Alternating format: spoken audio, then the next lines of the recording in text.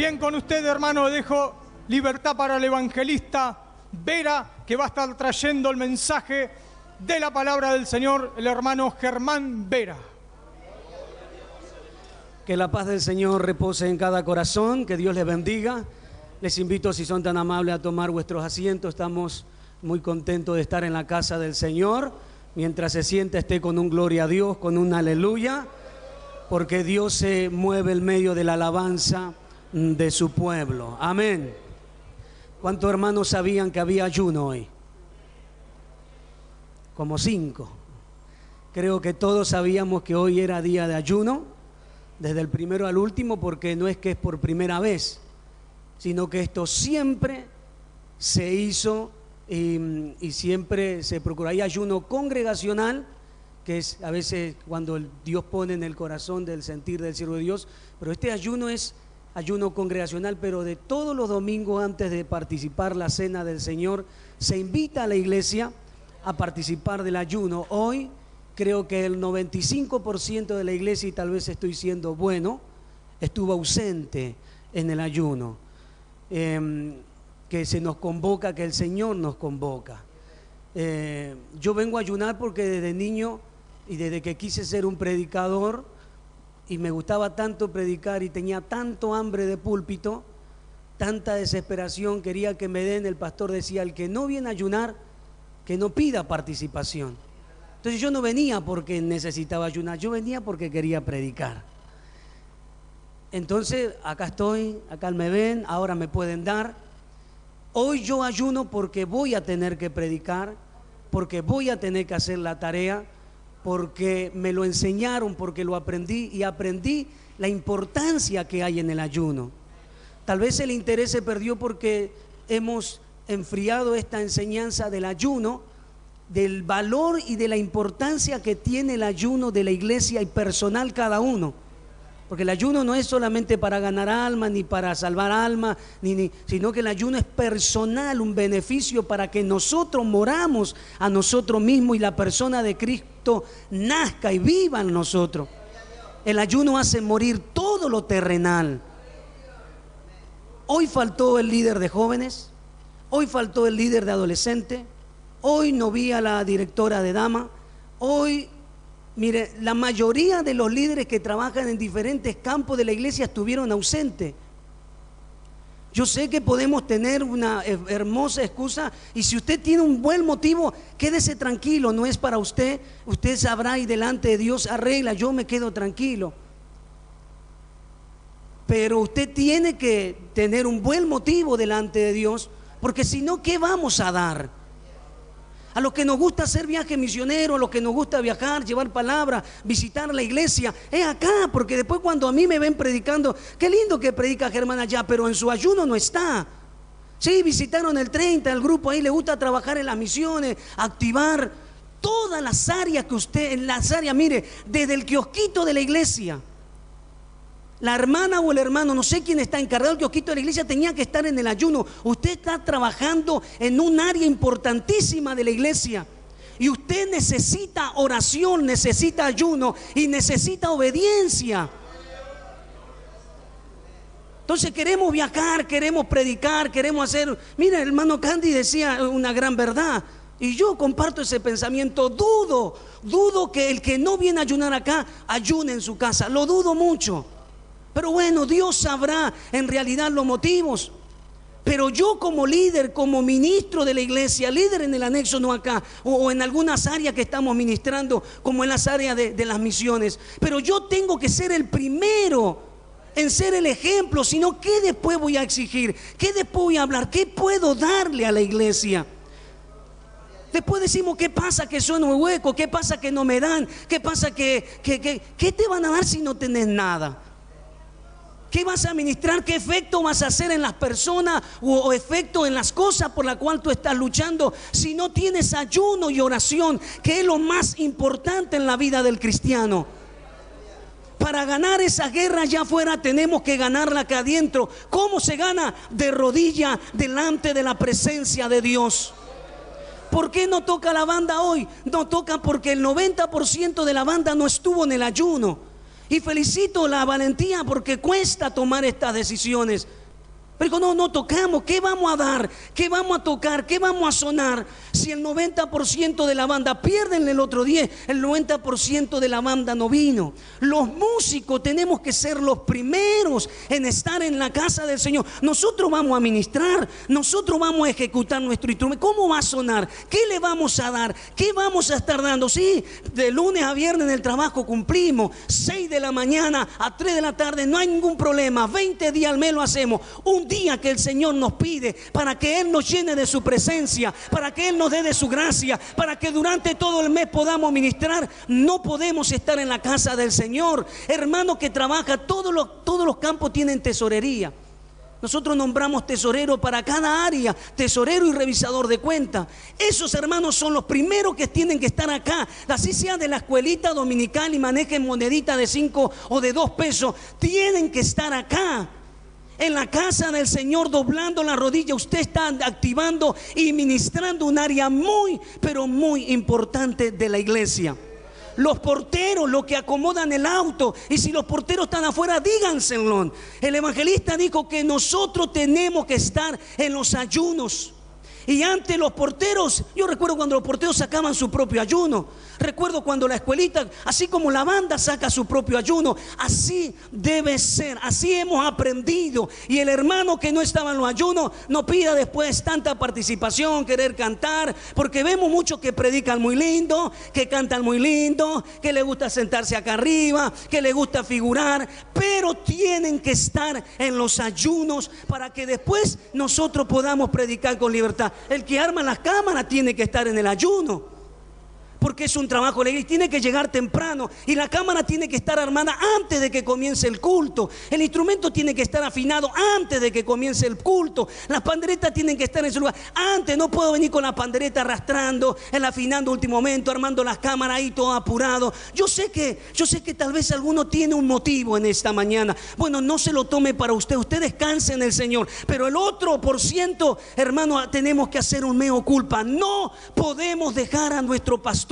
solo en los ayunos, no podemos dejar a los ministros solo. Tenemos, esto es una iglesia y es de todo, es una guerra de todo, y tenemos que estar respaldando. Amamos la iglesia, cumplamos. Amamos a nuestro pastor, estemos presentes. Usted no puede llegar a las 6. ¿A qué hora pudo llegar? Pudo llegar a las 7, a las 8, no importa. Eso Dios ve. Haga un esfuerzo, llegue un ratito antes, pero llegue a la casa del Señor para fortalecerse. Y esto no es para lo demás, esto es personal, esto es un beneficio. Cuando usted entienda lo del ayuno, el beneficio, lo que a usted le produce, el efecto que hace Dios en su vida, hermano, todos vamos a querer estar en la casa del Señor. Y a su nombre, gloria al Señor. Eso es para usted que vino, pero eso es para los que faltaron, todos.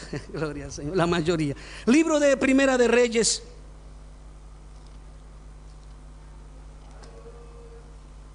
capítulo 13,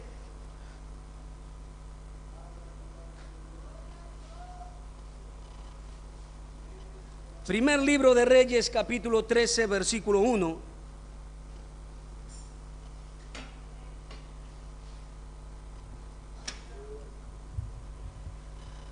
¿A cuánto le gusta la lectura de la palabra del Señor? Vamos a leer todo, casi un capítulo, no se adelante. Lea conmigo, y cuando terminamos de leer, no siga leyendo a ver cómo sigue y qué pasó después con el próximo rey y qué pasó, porque si no usted se pierde una parte importante del culto, porque a veces si nos agarra una curiosidad y seguimos guiando y nos fuimos hasta el Apocalipsis, cuando levantamos la cabeza no entendemos por qué el predicador está predicando lo que está hablando. Esta es una palabra muy pero muy triste que está registrada en la Biblia.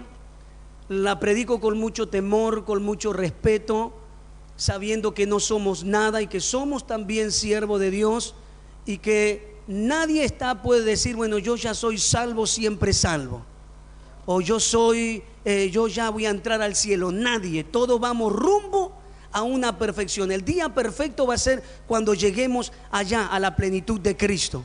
Mientras tanto, la Biblia dice que debemos cuidar con temor y temblor nuestra salvación. Y esta es una historia muy triste, pero por algo el Señor dejó esta palabra. La Biblia dice que toda palabra es inspirada por Dios y útil para redarguir, para instruir, para exhortar, para alentar, para edificarnos. Y si esto quedó en la Biblia, quisiéramos extraer algunos conceptos o algunos pensamientos con respecto a esta palabra. Primer libro de Reyes, capítulo 13, versículo 1 en adelante, leemos la palabra del Señor. He aquí que un varón de Dios, por palabra de Jehová, vino de Judá a Betel, y estando Jeroboam junto al altar para quemar incienso, aquel clamó contra el altar por palabra de Jehová y dijo: altar, altar, así ha dicho Jehová, he aquí que a la casa de David nacerá un hijo llamado Josías, el cual sacrificará sobre ti a los sacerdotes de los lugares altos que queman sobre ti incienso, y sobre ti quemarán huesos de hombre. Y aquel mismo día dio una señal diciendo: esta es la señal de que Jehová ha hablado. He aquí que el altar se quebrará y la ceniza que sobre él está se derramará. Cuando el rey Jeroboam oyó las palabras del varón de Dios que había clamado contra el altar de Betel, extendiendo sus manos desde el altar, dijo: prendedle. Mas la mano que había extendido contra él se le secó y no la pudo enderezar. Y el altar se rompió y se derramó la ceniza del altar, conforme a la señal que el varón de Dios había dado por palabra de Jehová. Entonces, respondiendo el rey, dijo al varón de Dios: te pido que ruegues ante la presencia de Jehová tu Dios y ores por mí para que mi mano me sea restaurada. Y el varón de Dios oró a Jehová, y la mano del rey se le restauró y quedó como era antes. Y el rey dijo al varón de Dios: ven conmigo a casa y comerás, y yo te daré un presente. Pero el varón de Dios dijo al rey: aunque me dieran la mitad de tu casa, no iría contigo, ni comería pan, ni bebería agua en este lugar, porque así me está ordenado por palabra de Jehová, diciendo: no comas pan, ni bebas aguas, ni regreses por el camino que fueres. Regresó pues por otro camino y no volvió por el camino por donde había venido a Betel. Moraba entonces en Betel un viejo profeta, al cual vino su hijo y le contó todo lo que el varón de Dios había hecho aquel día en Betel. Le contaron también a su padre las palabras que había hablado al rey, y su padre le dijo: ¿por qué camino se fue? Y sus hijos le mostraron el camino por donde había regresado el varón de Dios que había venido de Judá. Y él dijo a sus hijos: ensilladme el asno. Y ellos le ensillaron el asno y él lo montó. Y yendo tras el varón de Dios, le halló sentado debajo de una encina y le dijo: ¿eres tú el varón de Dios que vino de Judá? Él dijo: yo soy. Entonces le dijo: ven conmigo a casa y come pan. Mas él respondió: no podré volver contigo, ni iré contigo, ni tampoco comeré pan, ni beberé agua contigo en este lugar. Porque por palabra de Dios me ha sido dicho: no comas pan, ni bebas agua allí, ni regreses por el camino por donde fueres. Y el otro le dijo, mintiéndole: yo también soy profeta como tú, y un ángel me ha hablado por palabra de Jehová, diciendo: tráele contigo a tu casa para que coma pan y beba agua. Entonces volvió con él y comió pan en su casa y bebió agua. Y aconteció que estando ellos a la mesa, vino palabra de Jehová al profeta que le había hecho volver, y clamó al varón de Dios que había venido de Judá, diciendo: así dijo Jehová, por cuanto has sido rebelde al mandato de Jehová y no guardaste el mandamiento que Jehová tu Dios te había prescripto, sino que volviste y comiste pan y bebiste agua en el lugar donde Jehová te había dicho que no comieses pan ni bebieses agua, no entrará tu cuerpo en el sepulcro de tus padres. Cuando había comido pan y bebido, el que le había hecho volver le ensilló el asno, y yéndose le topó un león en el camino y le mató, y su cuerpo estaba echado en el camino y el asno junto a él, y el león también junto al cuerpo. Y aquí unos que pasaban y vieron el cuerpo que estaba echado en el camino y el león que estaba junto al cuerpo, y vinieron y le dijeron en la ciudad donde el viejo profeta habitaba. Oyéndolo el profeta que le había hecho volver del camino, dijo: el varón de Dios es, que fue rebelde al mandato de Jehová. Por tanto Jehová le ha entregado al león, que le ha quebrantado y matado conforme a la palabra de Jehová que él le dijo. Y habló a sus hijos y le dijo: ensilladme un asno. Y ellos se lo ensillaron, y él fue y halló el cuerpo tendido en el camino, y el asno y el león que estaban junto al cuerpo. El león no había comido el cuerpo, ni dañado al asno. Entonces tomó el profeta el cuerpo del varón de Dios y lo puso sobre el asno y se lo llevó. Y el profeta viejo vino a la ciudad para endecharle y enterrarle, y puso el cuerpo en su sepulcro, y le endecharon diciendo: ay, hermano mío.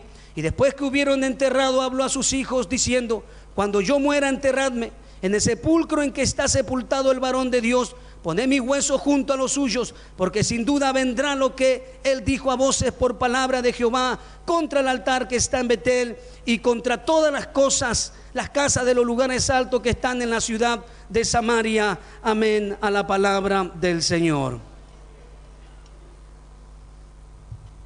Terrible esta historia a los que pudieron entenderla. Terrible, un hombre llamado por Dios con un final trágico. Muy valiente el profeta, pero desobediente. Y yo puse un título: sin obediencia estamos muertos. Para que usted entienda esta historia pasa cuando Salomón deja de ser rey en Israel. Salomón muere ya de viejito por sus tantos años y reina en su lugar su hijo Roboam. Roboam era el heredero al trono, pero un tiempo antes Jeroboam, para que usted entienda, vamos a dividir primero los reinos para que entienda. Roboam iba a reinar sobre las 12 tribus de Israel. Cuando él está reinando, a los pocos días de él asumir su reinado, Salomón muere, él queda. Vienen todas las tribus de Israel a hablar con Roboam, el hijo de Salomón, y le dicen: Roboam, nosotros queremos servirte. Yo estoy parafraseando. Nosotros queremos ser de tu pueblo, queremos que tú seas nuestro rey, pero si es posible, baja un poquito el yugo que tu padre tenía sobre nosotros. Los impuestos que tu padre, el rey, nos cobraba eran muy altos. Nosotros pedimos, ayer Federico hablaba un poco de los impuestos que todos le tenían que dar. El impuesto era que si tú tenías tierra, tú le tenías que dar grano, y si tenías animales, algo iba para el rey, un porcentaje, como el impuesto que nos cobran hoy en día. Pero antes el rey ponía el impuesto que quería.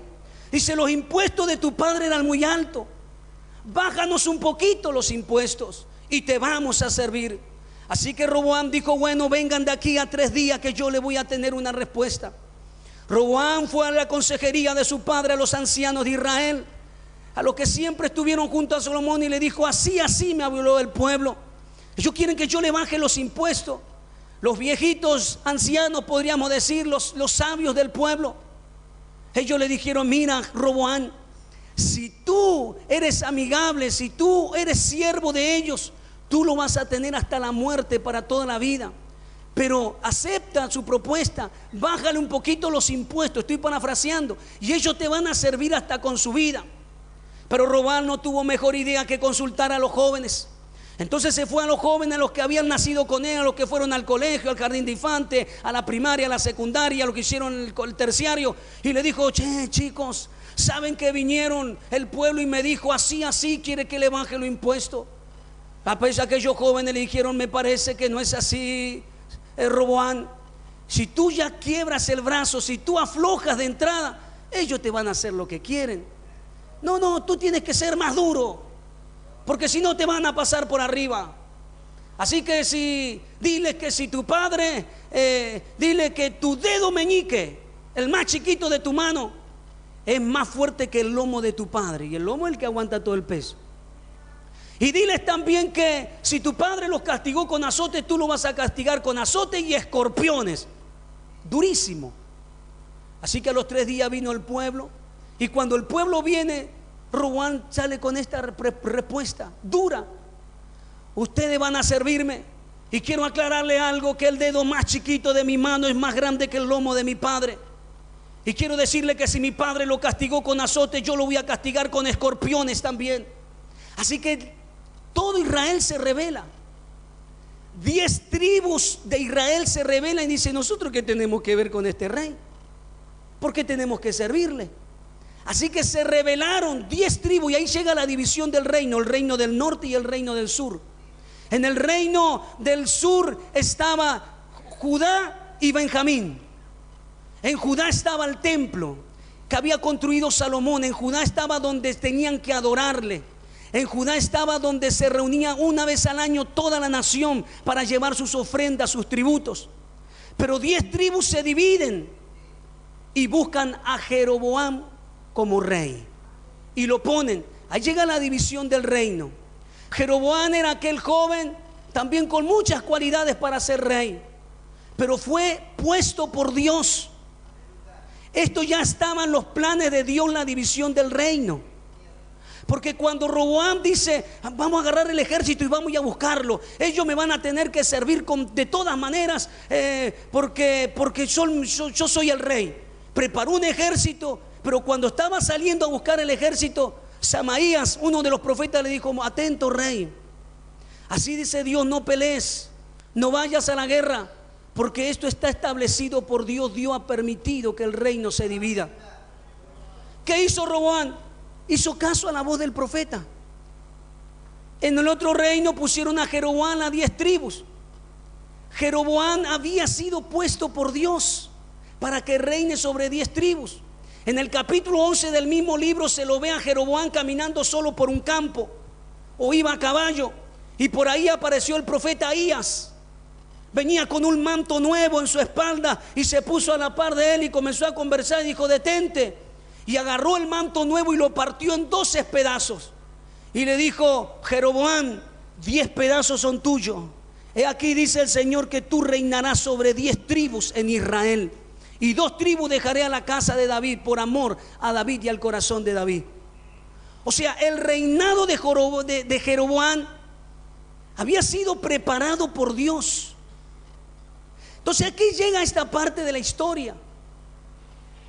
Dios tiene que levantar un profeta, porque Jeroboam, cuando está reinando sobre las 10 tribus, dice: se está acercando el tiempo de la fiesta donde todo Israel se reúne en Jerusalén, donde está el otro rey, Roboam, con las 2 tribus.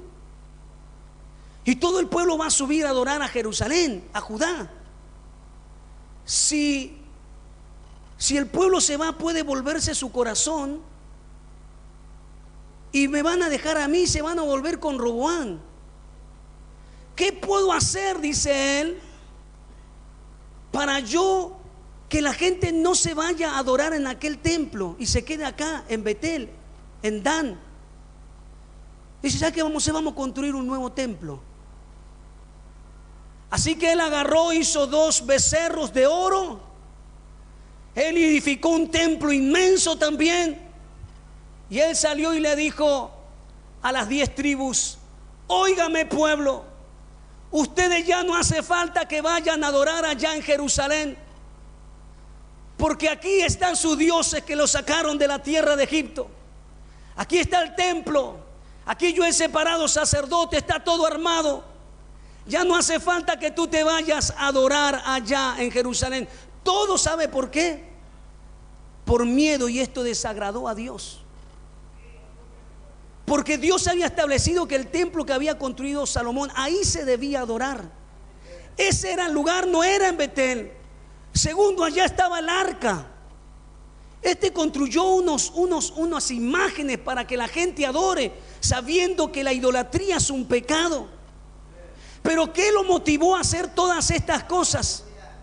Lo que lo motivó a hacer estas cosas fue el miedo a perder una posición que él tenía. Él era el rey y él dijo: si la gente se va a volver y me van a dejar de servir y me van a matar. Y que incurrió en un gran pecado por el miedo a perder su lugar, su posición. Y hay que entender algo: él tendría que haber hecho un análisis. Él tendría que haber dicho: ¿quién me puso por rey? Y él tendría que haber dicho: Dios te puso. ¿Quién me profetizó antes que esto acontezca? Y ya me profetizó un profeta. Bueno, entonces, si esto es de Dios, yo voy a permanecer aquí. Y si no es de Dios, bueno, mi reinado se va a acabar. Pero el miedo lo llevó a llevar al pueblo a la idolatría, a construir un nuevo templo y a hacer un montón de desórdenes que vamos a ver ahora. ¿Por qué? Porque le entró un miedo a perder su lugar. Tenemos que entender algo en esta mañana como primer punto antes de introducirnos en la palabra: que el que te llamó, Él te va a sostener. Tú no tienes que tener miedo de nadie. Tú no tienes que andar preocupado si Dios usa o no usa más a otro hermano, porque eso te puede llevar a un miedo, a un temor, a un celo, a una envidia, y puedes llegar a perder lo que tú o lo que Dios te ha dado a ti. Recuerda a Saúl y a David. Saúl era el rey. Saúl era el que había sido llamado por Dios. David no tenía, pero le entró un celo cuando la gente empezó a decir: hey, Saúl mató a 1000 y David a 10,000. Le dijo: este se quiere quedar con mi puesto, ese se quiere quedar con mi lugar. Y lo empezó a perseguir, Entró la envidia, entró el celo, después entró la hechicería, y así a raíz de todo eso terminó en un terrible mal la vida de nuestro rey Saúl. Pero tenemos que entender algo nosotros no debemos incurrir en esta falta. Si Dios te ha llamado a ocupar un lugar en la iglesia, sírvelo con todas las fuerzas. No te preocupes si otro viene corriendo más rápido. No te preocupes si a otro Dios lo está usando. No te preocupes si aparece que a aquel se le están dando más que a mí. No te preocupes, porque el que te llamó, Él te va a usar. Y si Él te puso en ese lugar, nadie ni nada te puede correr, porque la puerta que Él abre, nadie cierra. Y lo que Él cierra, nadie abre. Cuando veamos que Dios está usando a otro hermano, usted tiene que dar gloria a Dios. Ayer yo estaba sentado y escuchaba predicar a Federico, y yo decía: esa palabra tenía que ser para mañana, cuando está todo el pueblo. Yo no puedo ponerme ahí: ay, ya Dios lo está usando más. Ay, seguro que el pastor Carlos lo va a tener más en cuenta a él que a mí. Ay, seguro que me van a correr, me van a sacar. Y me entra un miedo. Entonces yo vengo después al pastor y digo: pastor, mire que Federico hoy no estuvo en el ayuno, llegó tarde, y tampoco, mire que anda con algunos problemas. Entonces empiezo una serie de persecución, y no me doy cuenta que en vez de hundir al hermano, yo mismo me comienzo a hundir y me comienzo a perder todo lo que Dios tenía preparado para mí. Cuando estábamos en el anexo, llegó el pastor Villanueva. El pastor Villanueva, con una calma, teníamos ya 1 año y medio trabajando. Yo soy el encargado de obra, pero yo no soy pastor, yo soy evangelista. Por eso yo arranqué el mensaje así medio duro, porque si hubiese sido el pastor es más amoroso, más misericordioso. Por eso Dios no me llamó para ser pastor. Pero allí estamos trabajando como encargados de obra. Y ya teníamos 1 año y medio, la iglesia estaba linda, y el pastor me dijo: vaya, pastor Villanueva, dale una mano a Germán. Y cuando llegó el pastor Villanueva, con palabra, profundidad, oración, que es lo más importante que me falta a mí, y la gente empezó a decirle pastor, y a mí me decía siervo, como mucho. Por ahí me tiraban: che, Germán, hoy va a predicar el pastor Antonio Villanueva. Y yo: hoy va a predicar Germán. ¿Qué más pasa? Y el diablo: mira, la gente le está diciendo pastor. Mira, le están dando más a él que a vos. Mira, la gente le empezó a contar las cosas a él: y vos sos el pastor. ¿Qué pasa? Que te saltearon, te hicieron un puente. Y ya medio que quise sacar chapa: para un momentito, acá el pastor soy yo. Pero el Señor comenzó a tratar conmigo. Cuando quiso nacer este celo, esta envidia, mira, hermano, podía haber terminado hasta dividido ese lugar, porque la gente lo quiere mucho, hasta el día de hoy lo respeta mucho. Pero cuando vio, el Señor habló a mi corazón: ¿quién te puso acá? ¿A vos te llamó el pastor Vera, te llamó Cristo el Rey, te llamó el pastor Carlos Romano? No, Señor, tú me llamaste. ¿Y quién abrió esta puerta acá? ¿Quién abrió? ¿La abriste vos? ¿La abrió el pastor Vera, el pastor Carlos? ¿Quién abrió? No, Señor, tú la abriste. Entonces, ¿qué te preocupas? Deja de envidiar, deja de tener celo. Shinda, Randa, Lama, Laya, Sama.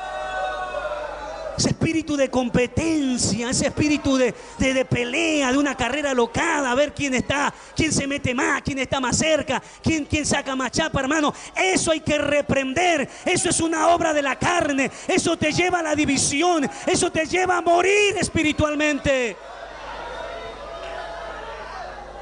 Hermano, hoy tenemos una excelente amistad con el pastor Villanueva. Hermano, yo me voy, viajo, pastor, ahí queda la iglesia. Hermano, porque sé que el que me puso fue el Señor y no me va a correr hombre ni mujer. Cuando llegue el momento, si el Señor dice basta, bueno, que lo diga él, estoy tranquilo, descanso en la mano del Señor. Y cuando me toca, me toca, y cuando no me toca, escucho, como todo buen cristiano. Hermano, hay que aprender que el que te llamó fue el Señor. Hoy el pastor Villanueva está predicando en el interior de Formosa. Hace 10 días está recorriendo ahí todas las iglesias y los mensajes. Todo me consulta, todo me pregunta. ¿Y ahí dónde sacó para el pasaje? Toma, hermano, yo lo envío confiado porque el Señor puso paz en mi corazón. Jeroboam le entró un miedo, le entró un temor y cometió la terrible locura de construir un nuevo templo que Dios no le mandó a construir.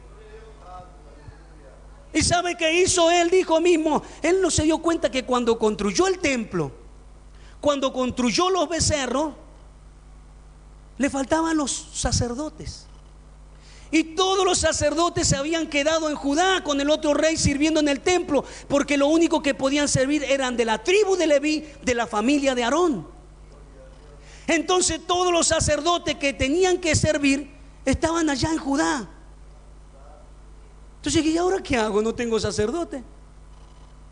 Vamos a separar a alguno. De dos pingües, matinga, pan, tate, tito, venga. Mi primo, mi cuñado allá, aquel amigo. Enseguida él formó un consejo de sacerdote para que sirva. Más o menos sabe hacerlo. Y sí, yo más o menos me doy maña. ¿En serio? Sí, pero bueno, sí, yo le meto. Bueno, yo te voy a estar ayudando, dijo el rey. Y se tomó atribuciones que no le correspondían y contrató o separó gente para el servicio, porque esto fue lo que le disgustó a Dios. Sacerdotes que no eran sacerdotes ministrando las cosas santas, gente que no tenía que estar tocando las cosas santas, tocando sin respeto o lo que no sé si era santo, pero queriendo aparentar una santidad. Y esto hay que tener mucho temor. Las cosas de Dios son serias. Las cosas de Dios, ya escuchamos, son santas y no se deben tocar de cualquier manera. Con Dios no se juega, porque Dios habrá de traer juicio. Él se creyó que porque era rey, él podía construir un templo y hacer. Hay gente que piensa que dice, yo tengo un localcito acá, vamos a poner, ahí tengo uno que sabe tocar la guitarra, y yo medio que toco el bombo, y medio que me desenvuelvo, y yo te armo un púlpito en 2 días, y bueno, ya que tenemos local, hacemos una iglesia. Se piensa que es como abrir un maxi kiosco, una verdulería, abrir una iglesia, y se meten a ministrar cosas que Dios no le mandó. Si Dios no te llamó, no te metas. Si Dios no te llamó, no metas tu nariz donde no te corresponde. Sirve en el área que Dios te ha puesto. Si eres miembro, no te metas en la consejería de los ministros, no te metas en las decisiones de los pastores, no te metas en las decisiones del pastor o de los ministros, de los hombres de Dios o de los líderes. Tú preocúpate por tu lugar, preocúpate en el lugar que tú sirves y deja que los siervos de Dios se encarguen de las tareas espirituales. Este se pensó que porque era rey podía tocar, porque él justo cuando viene el profeta le estaba ministrando ahí.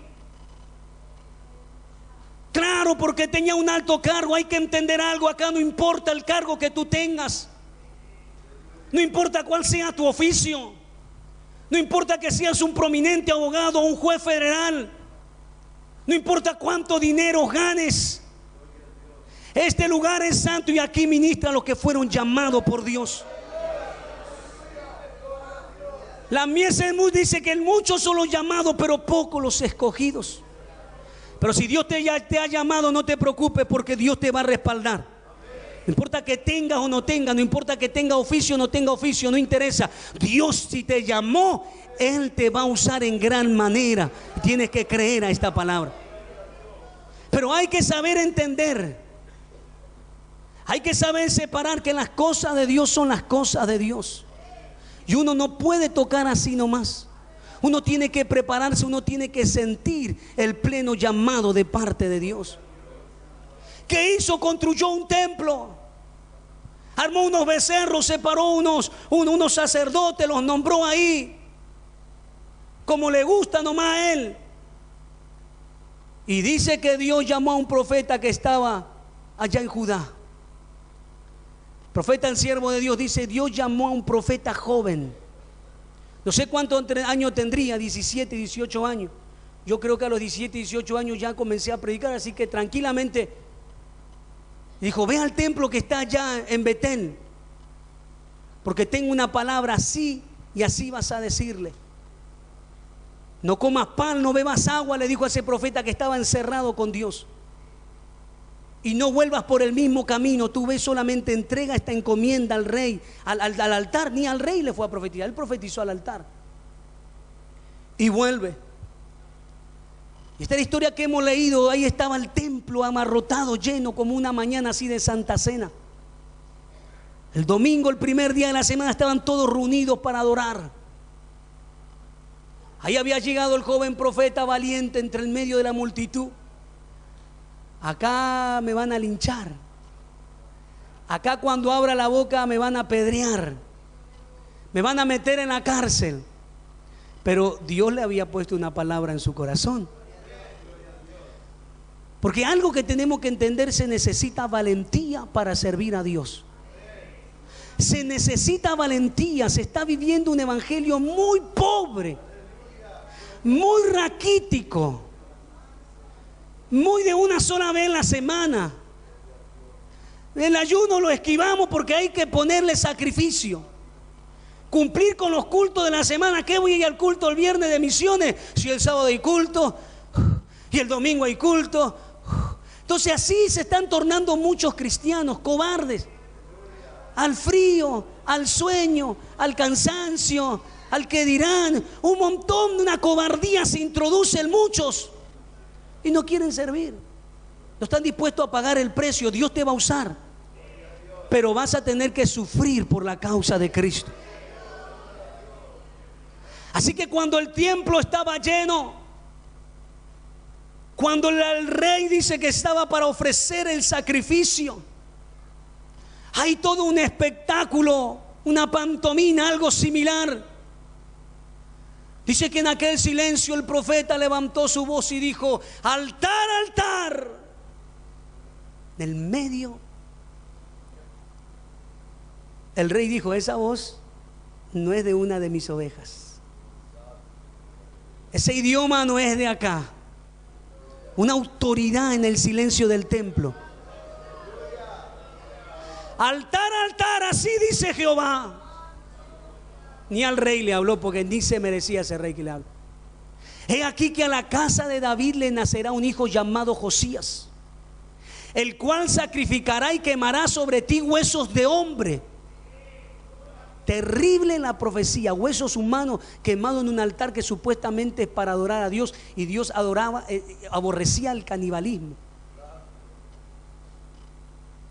O esta forma de adorar con huesos, con personas. Y entrega esta palabra en el medio de aquel culto.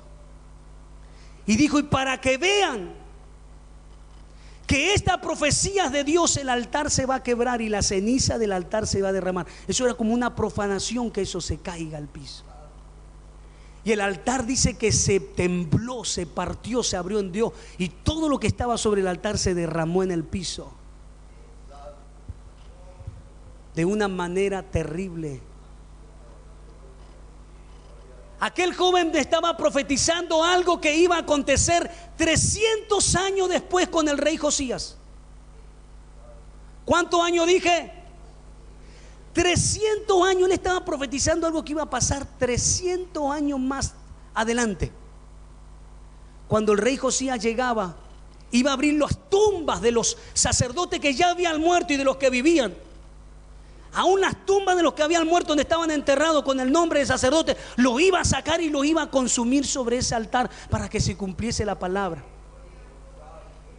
que Dios había hablado en aquel día. Pero él no es que dijo: bueno, tiro una profecía y la dejo ahí volando y qué pasa. Porque cualquiera es profeta así.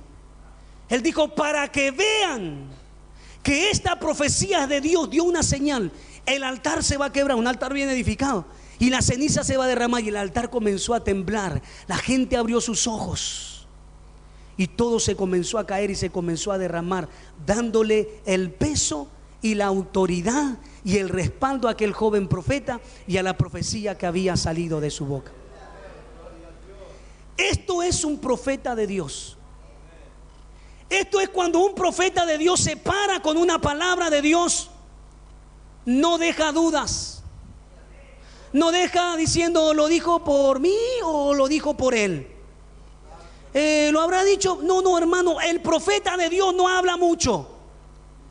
Y un profeta de Dios no se levanta cuando todo está lindo y te dice está todo bien. Casi siempre que los profetas aparecieron en escena fue cuando la nación de Israel estaba en desobediencia, en pecado, claudicando. Elías aparece cuando la nación ya había claudicado.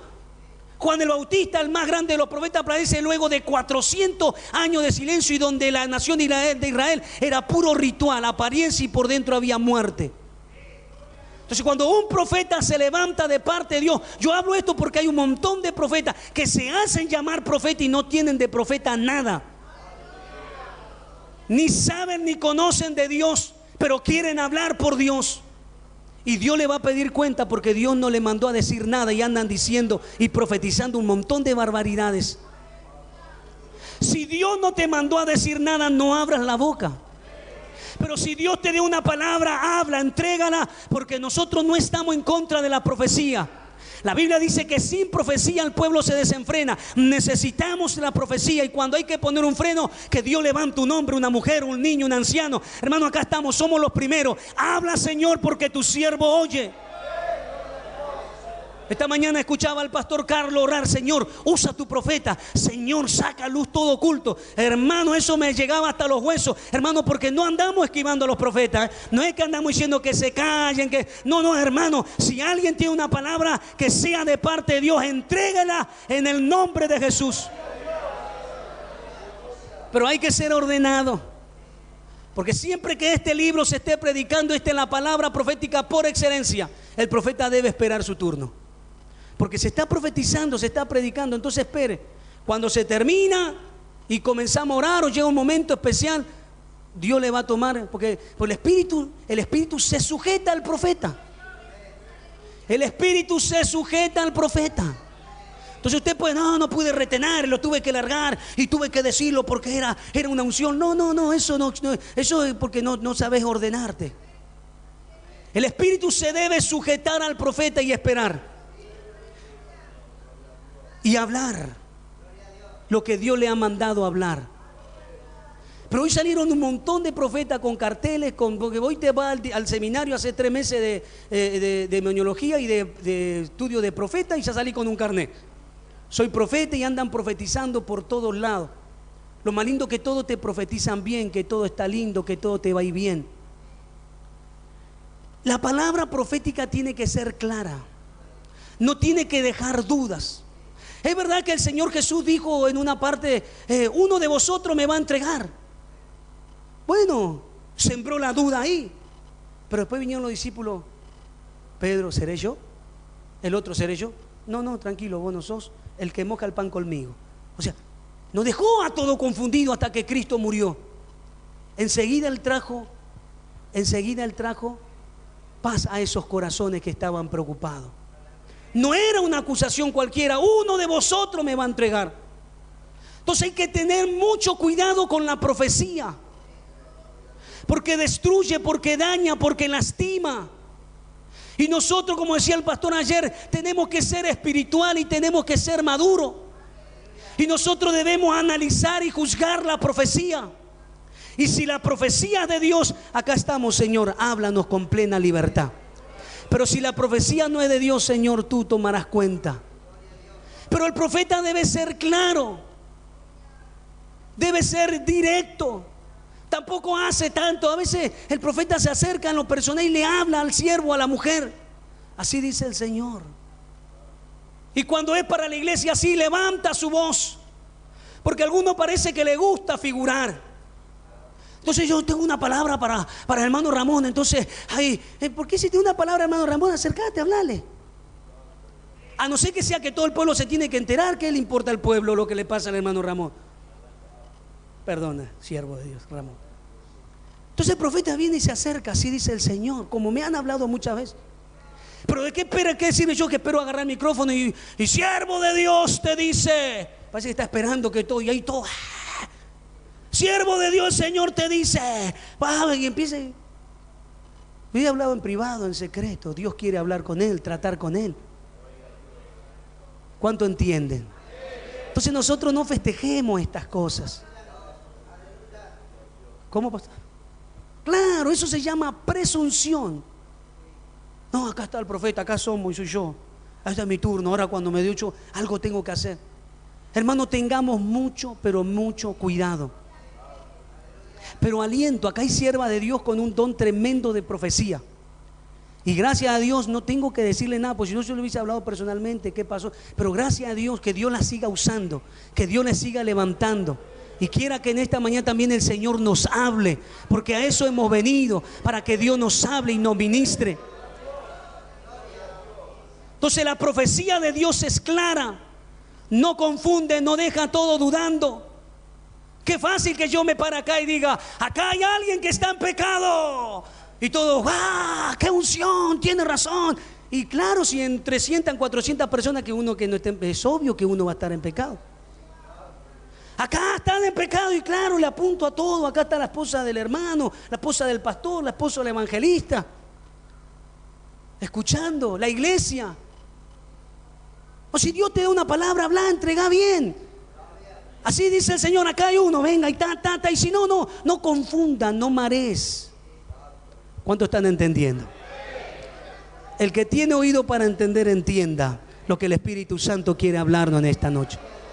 Eso se llama, no es un pecado, eso se llama ordenarse. Ordenarse, porque Dios puede tener una palabra, pero con orden, como enseñó el apóstol Pablo en cada una de sus cartas. Introducirnos en este tema es larguísimo. Pero el profeta de Dios, con una señal, dio a entender que su profecía iba a tardar 300 años. Por eso tú tienes que entender que si Dios te habló una vez, no importa el tiempo que ha pasado, Él lo va a cumplir. Si Él te prometió algo, Él lo va a hacer. Si Él alguna vez te habló y te dijo, yo te voy a usar, tú eres mi herramienta, tú eres mi vaso, no salgas corriendo. No digas, es mi hora, es mi turno. No, espera, porque en su debido momento, en su debido tiempo, la bendición de Dios va a llegar y Él te va a usar como te prometió. Porque al mucho el Señor dice, te voy a usar y ya queremos estar ahí. Quiero dejar el trabajo, me quiero dedicar a tiempo completo a la obra. Y sí, porque quiero vivir por fe, Dios me llamó para, tranquilo. Llegado el momento, Dios te va a decir, deja tu trabajo, sirve a Dios, pero no te apresures los tiempos, no quemes etapas, fortalecete, llenate, que no importa, no, porque acá no me tienen en cuenta y Dios ya me habló y acá parece que no me ven mi ministerio. No te preocupes si no te ven, si no te están renombrando y si no te valoran, porque allá hay uno que sí te ve y que te llamó, aunque estés escondido allá en el fondo, del fondo te va a mandar a llamar, como hizo con David cuando lo fue a ungir. Dijo, no nos sentaremos a la mesa hasta que ese pequeñito venga. Y ese fue el rey de Israel. 17 años tenía, 16 cuando Dios lo ungió. A los 34 años comenzó a reinar. Él no salió loco, es mi turno, me toca, y a pelear y a discutir, Talí, vos Saúl. No, tranquilo, y esperó. Y cuando llegó, fue rey de toda, primeramente de Hebrón y después de todo Israel. Y fue uno de los mejores reyes que tuvo la Biblia. Un rey conforme al corazón de nuestro Dios. Terrible la profecía de este profeta. El rey, cuando escucha esto, está en el altar, extiende su mano y le dice, prenderle a los guardias. Era lo que él sabía que le iba a pasar, la cárcel. Pero dice que cuando él extiende su mano y da la orden, dice que la mano del rey se le secó. Un juicio de Dios instantáneo. Cuando extendió su mano, quedó seca como un palo seco, inerte, por levantar su mano contra el siervo de Dios. Jovencito, pero siervo de Dios. Recién empezaba, pero tenía la unción de Dios. Este pirincho, pero tenía la unción de Dios. Aleluya. No importa la edad, no importa cuando Dios te ha llamado. Si tú te metes con Dios, tú vas a ser una herramienta poderosa en las manos de Dios. Oh, aleluya. Yo sé que Dios está llamando hombres y mujeres y está despertando una generación de gente santa, de gente que tenga temor, y Dios lo va a usar. Temor, respeto, que tenga consagración, que tenga unción. Hermano, esto no es para una familia especial, esto no es para algunos, es para todos aquellos que creen en esta palabra. Aquel jovencita, señorita, caballero que se pone en la mano de Dios, todo el cielo está para respaldarle cuando él se ponga en pie. Esta semana nos visitó una joven en el anexo. Hermano, 3 alabanzas cantó, la gloria de Dios cayó en el templo ahí. Y yo estaba esperando a un cantante de renombre.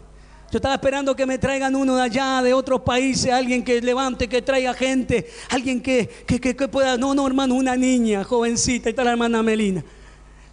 Dios la usó y la gente empezó a recibir el Espíritu Santo, a renovarse. Hermano, esto no es un cuento. Aquellos que se guardan, aquellos que son fieles, Dios te va a usar. Y tal vez no aquí en esos lugares pequeñitos, en los anexos ahí donde Dios te mandó, tú verás la gloria de Dios. Tú vas a ver la gloria de Dios. Tú vas a ver milagros, caballero, predicador de la palabra de Dios. Si te pone las manos de Dios, los paralíticos van a comenzar a saltar, los ciegos van a ver, porque esto es lo prometido por el Señor Jesús. Pero hay que aprender algo. No hay que levantar la mano contra los hombres que Dios ha llamado, porque hoy se trata de cualquier manera aquellos hombres que Dios ha llamado. Y tenemos que enseñar el temor para que Dios no nos enseñe de otra manera más fuerte. Hay que enseñar el temor, el respeto a los pastores, a los ministros, a los hombres de Dios.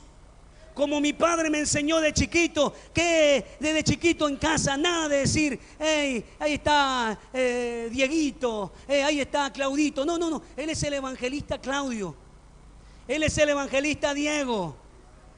Aprende, y nos empezó a enseñar. Y pasábamos corriendo al lado, no, venga, a veces nos pegaba. Saluda al siervo. No salude.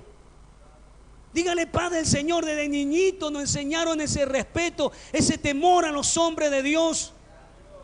Fueron hombres llamados por Dios. Pero hoy hay una teología como que una enseñanza que así nomás, que cualquiera lo puede apuntar, que cualquiera puede hablar de ellos, cualquiera puede difamarlo, cualquiera puede ensuciarlo. Total, no, mi hermano, eso es gravísimo.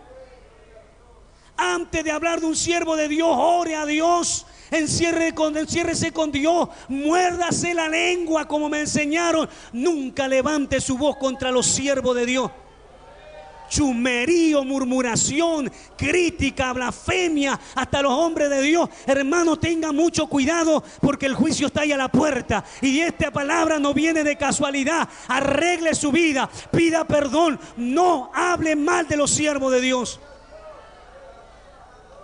Ay, sí, pero yo tengo razón y yo mi justicia. No importa que usted tenga razón o no tenga razón. Usted tiene que aprender a orar. No se levante contra las autoridades que Dios ha establecido. Porque David tenía razón. Saúl era un rebelde. Saúl había caído de la gracia. Saúl ya había sido desechado. Sin embargo, David no se atrevió a proferir palabra ni a levantar su mano. Y cuánto más nosotros, que aquí tenemos hombres santos de Dios.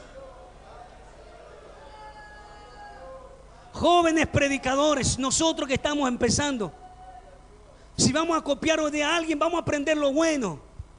Porque hoy es normal ahí darse vuelta, apuntar ahí, y hasta cara de perro se le ha dicho a los ministros.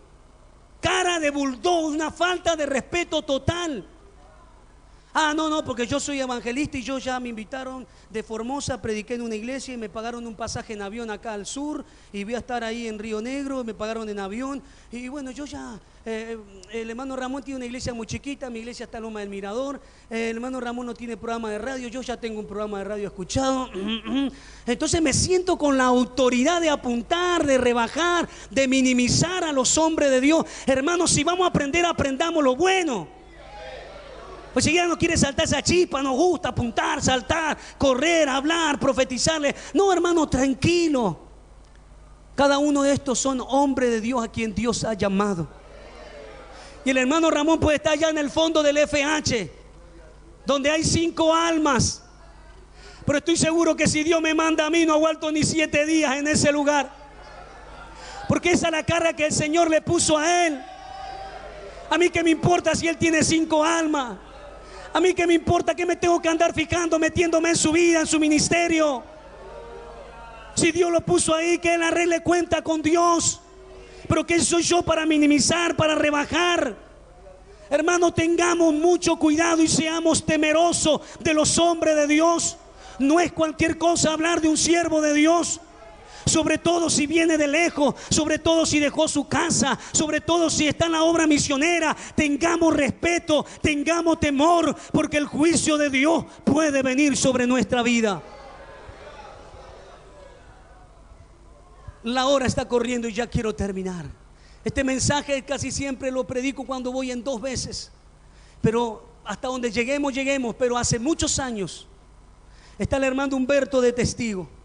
Hace muchos años, cuando el pastor Vera era más joven, cuando la iglesia era mucho más pequeñita, el vecino de acá al lado, no recuerdo el nombre, el joven, y el vecino del frente se unían, y en más de una oportunidad le quisieron pegar al pastor. Cierta vez estamos organizando un evento, el hermano Raimundo paró el camión ahí afuera y el vecino al frente salió loco, endemoniado. Le hacía así al pastor, así le hacía. Y el pastor Vera contó después que él dice que un pensamiento vino y dice: mira, está regalado. Y el pastor Vera había sido medio boceador en el mundo. Así que dice que cerró el puño y lo estaba midiendo ya. Dice, este iba a pedir 5 minutos al Señor. Pero dice, gracias a Dios, Dios me guardó, porque ¿qué iba a predicar después a los vecinos?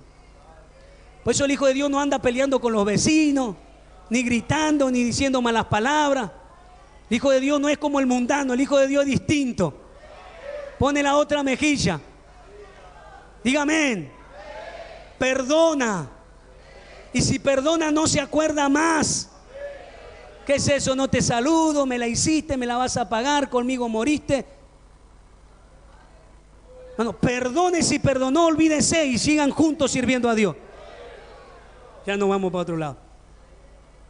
Pero cierto día el hombre de ahí al lado salió reendemoniado. Y se le paró y le quería pegar y medio que lo atacaban. Y en una el hermano Humberto le dice, yo recuerdo, era chiquitito, tendría 11 años.